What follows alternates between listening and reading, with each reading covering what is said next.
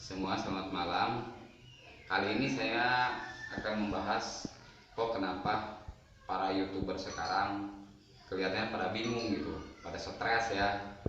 Karena kenapa setiap YouTuber itu mengalami namanya penurunan subscribe sampai ribuan, ratusan, puluhan. Itu kenapa bisa terjadi gitu ya sekarang.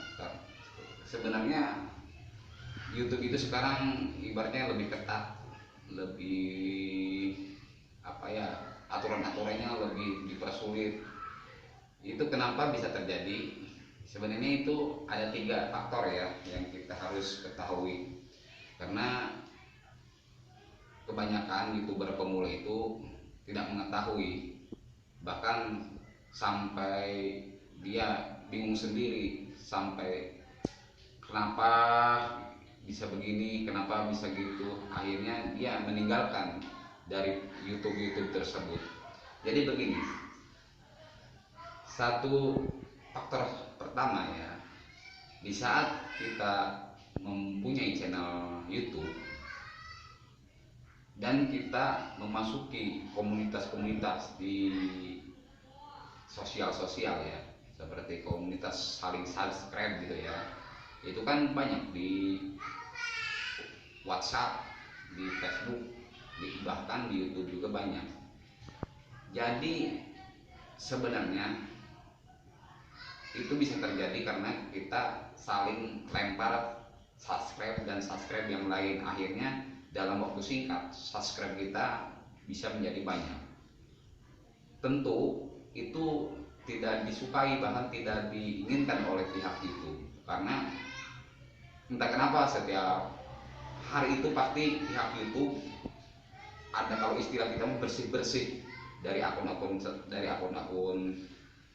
semua ya. Apalagi YouTube itu kan ibaratnya banyak, sampai jutaan bahkan ratusan juta penggunanya. Nah, karena dari sisi lain kita harus tahu, kita itu sebenarnya harus mempunyai, kalau kita mempunyai YouTube harus ibaratnya jadi karya sendiri lah, video sendiri, hasil karya sendiri. Jadi kalau ingin naik rating itu dengan secara murni gitu.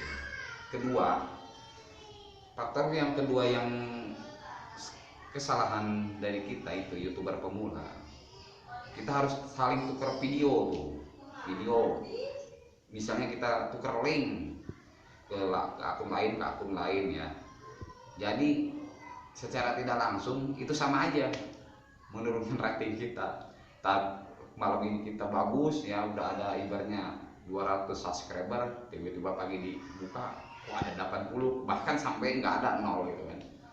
Yang ketiga faktornya ya, ini pemasukan aja bagi YouTuber pemula, apalagi seperti saya juga dulu bingung kenapa kok bisa begitu. Saya bahkan juga hampir stres, aduh gimana ya. Tapi dengan pelajaran ini dan pengalaman ini kita bisa ibaratnya mensosialisasikan diri kita bagaimana jadi YouTuber yang handal, yang murni, yang disukai, yang diterima oleh pihak itu. Lebih baik kita mengupload video itu jangan main share-sharean lah, bagi-bagi link ke teman-teman yang lain gitu ya. Itu murni aja, karya karya sendiri. Dari mudah-mudahan itu dari pihak YouTube itu pastilah bisa mempromosikan hasil karya kita sendiri tanpa main subscribe sama yang lainnya. Yang mudah-mudahan aja bagi YouTube pemula seperti saya dan seperti kawan-kawan sekalian menjadi motivasi, menjadi lebih semangat lagi, menjadi lebih sukses lagi. Apakah depannya kita harus positif, harus bisa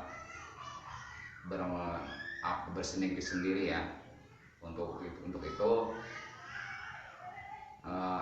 maksudnya pemahaman saya, jangan main subscribe-an lah, murni dari diri kita, pejuang kita. Mudah-mudahan tidak YouTube itu oke. Begitu aja pemasukan dari saya. Wassalamualaikum warahmatullahi wabarakatuh.